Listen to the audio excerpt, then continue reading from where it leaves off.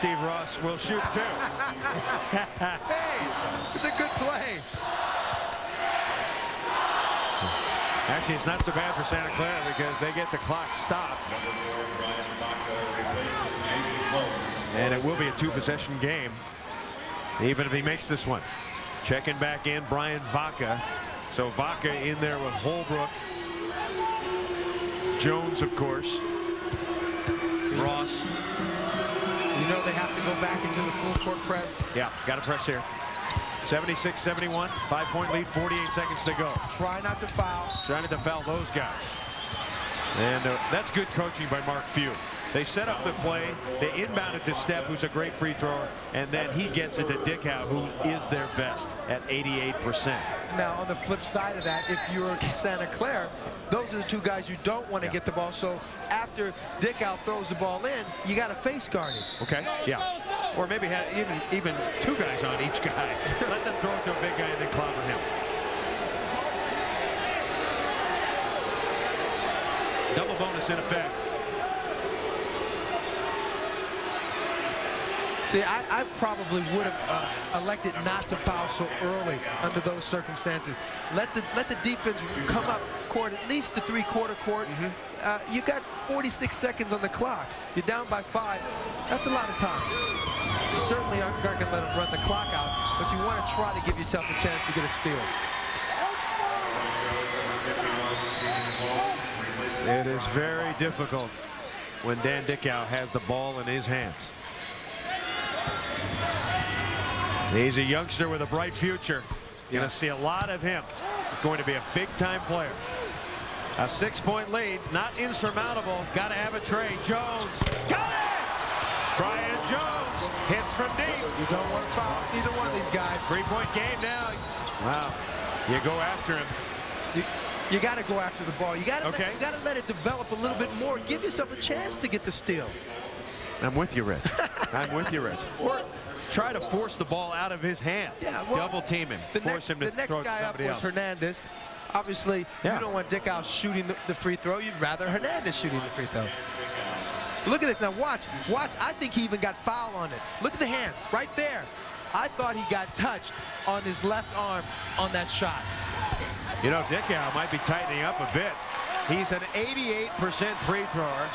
The best Gonzaga has to offer, and he's 4 of 8 here. Are you calling him a choke? Not saying that. He makes 1 of 2. That's big for Santa Clara. They can come away with 1 point for Gonzaga on fouling. That's what you got to do. 4-point advantage. Ross is going up. Oh, big shot. Big pass. Bailey gets it. It's a 1-point game. Timeout. Wow. There's execution, Reggie. I told you over at the tavern in Spokane, they can't celebrate too fast. Last call, not quite yet. 78-77.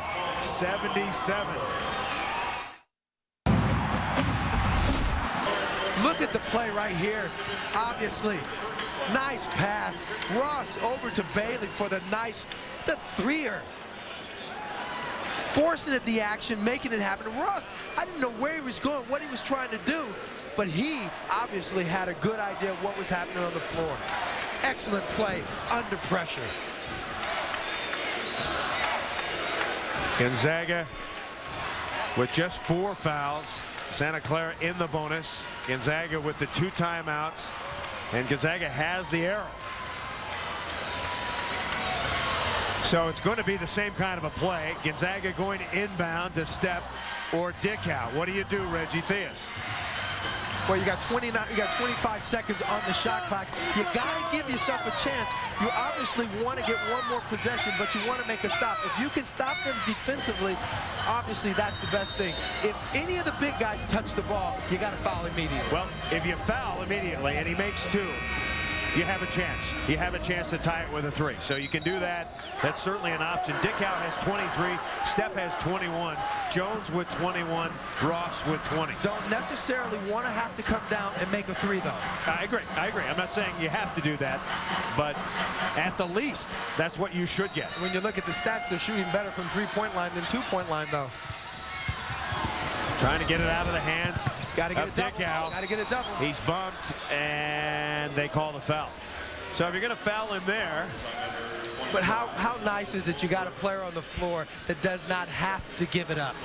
That's so incredibly important under gun like this. But listen, he's missed a couple big free throws down the stretch, and he still held onto the ball. That's taken over the game. All right, pressure situation for Dan Dickow. He's made 5 of 9. He's got 2. No problem. But Santa Clara doesn't have any timeouts left, so they're going to have to get the ball up the court. Gonzaga by 3. Remember, Santa Clara, no timeouts. The Broncos have made 15 three-pointers, but they desperately need one now. 14 seconds to go. And Jones is fouled intentionally. It won't go as an intentional foul, but a good play by Step. But they got fouls to give. You don't want him. That's only the 5th team foul, so the ball out of bounds. So every time they come in now, what you got to do is take a shot if they're going to foul you and get the 3 free throws. The good and the bad is they get a chance to set it up. Bailey, time running down. They need a 3 to tie. Bailey. Too much dribbling. Bailey. And a foul is called. So a holding foul, and Dick Davies saying, shoot the thing. See, Chris, they had no play. They didn't go into anything. They had really no idea what they wanted to do there. So Santa Clara, without a timeout, Gonzaga takes the timeout. 2.7 seconds to go. Broncos will have the ball and one final chance.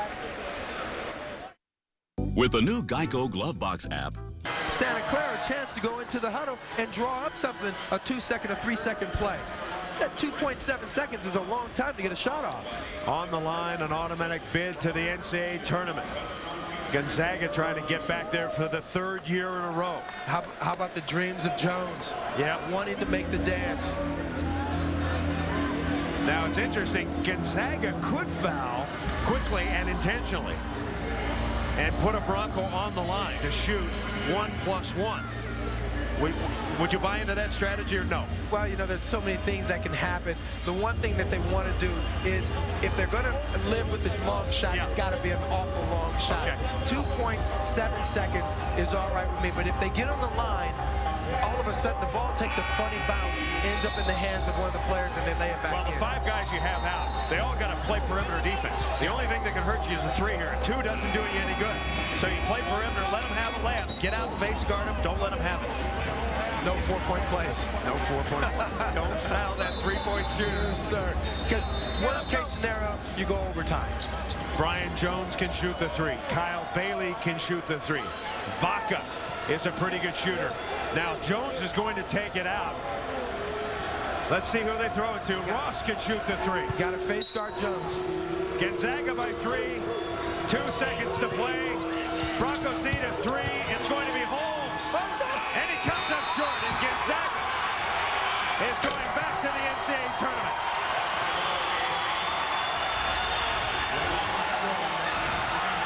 Poor execution. They had 60 seconds to prepare an out-of-bounds play. They could come up with nothing better than that. Dan Dickow, the MVP for Gonzaga. He scores 25. Steph has 21. The Zags shoot 58% from the field. The Broncos, a school record, 15 trays. Well, no, they got the ball to no one that they wanted to have it. Right there, no pick set. Everybody sort of going to just a spot. Easy to guard. So the West Coast Conference tournament title goes to Gonzaga. Once again, that man, Dan Dickow, leads his team into the NCAA tournament. We hope you enjoyed it. From the Jenny Cake Pavilion, the final score once again, Gonzaga 80, Santa Clara 77. Stay tuned for SportsCenter. For Reggie Theus and our entire ESPN crew, I'm Chris Marlowe. This has been a presentation of ESPN, the worldwide leader in sports. For more, log on to ESPN.com.